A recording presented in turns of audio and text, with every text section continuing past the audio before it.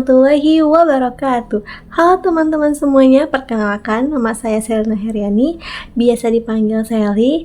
NIM saya 2313400069 kelas BKI 6B. Di sini saya akan menjelaskan learning journal pertemuan yang ke-11 mata kuliah Public Speaking. Public speaking merupakan kemampuan menyampaikan pesan secara jelas, terarah, dan meyakinkan di depan audiens. Agar dapat dilakukan dengan baik, diperlukan persiapan yang meliputi mental, penguasaan bahasa verbal maupun nonverbal, serta penampilan yang rapi dan sesuai dengan situasi. Ketika pembicara mampu mengendalikan rasa gugup, menyampaikan materi dengan bahasa yang tepat, dan menunjukkan sikap yang baik, pesan yang disampaikan akan lebih mudah dipahami dan diterima oleh audiens. Nah, penjelasannya itu ada yang pertama, persiapan mental. Saat berbicara di depan umum, banyak orang merasa gugup, tegang, bahkan takut salah satunya. Hal itu wajar, karena itu persiapan mental menjadi dasar yang penting sebelum tampil. Salah satu cara adalah visualisasi kesuksesan. Visualisasi merupakan teknik membayangkan diri sendiri berhasil melakukan suatu aktivitas.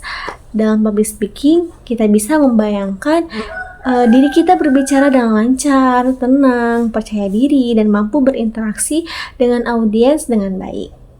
Dengan membangun gambaran positif seperti ini, pikiran menjadi lebih siap menghadapi situasi nyata. Nah, kemudian yang kedua ada persiapan bahasa. Performa bahasa dalam public speaking adalah kemampuan mengolah kata, suara, dan cara penyampaian agar pesan diterima audiens dengan jelas. Bukan hanya apa yang disampaikan, tetapi bagaimana cara menyampaikannya juga sangat menentukan. Selanjutnya ada sesuaikan bahasa dengan audiens. Saat berbicara di depan dosen, tentu gaya bahasa yang digunakan lebih formal.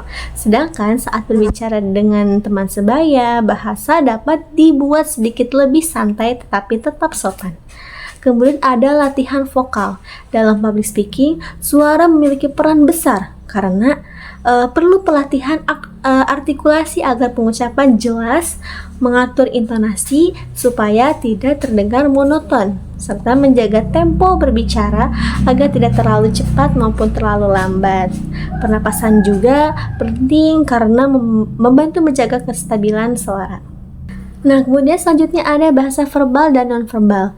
Bahasa verbal berkaitan dengan isi pembicaraan. Hal yang perlu disiapkan adalah memahami materi dengan baik, mengucapkan kata secara jelas, memilih kata yang tepat, dan memberi penekanan pada bagian penting agar pesan lebih bisa ditangkap oleh audiens. Sedangkan bahasa nonverbal berkaitan dengan cara tubuh menyampaikan pesan. Contohnya adalah kontak mata, ekspresi wajah, gerakan tangan, sikap tubuh, kedekatan jarak, dan intonasi suara. Penelitian yang ada dalam materi menunjukkan bahwa sebagian besar komunikasi justru berlangsung secara nonverbal. Artinya, audiens tidak hanya mendengar kata-kata kita, tetapi juga memperhatikan cara kita berdiri, cara kita menatap, dan ekspresi yang kita tunjukkan.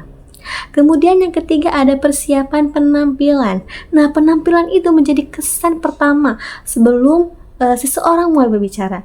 Sebelum audiens mendengar isi materi, mereka biasanya lebih dahulu melihat bagaimana pembicara menampilkan dirinya.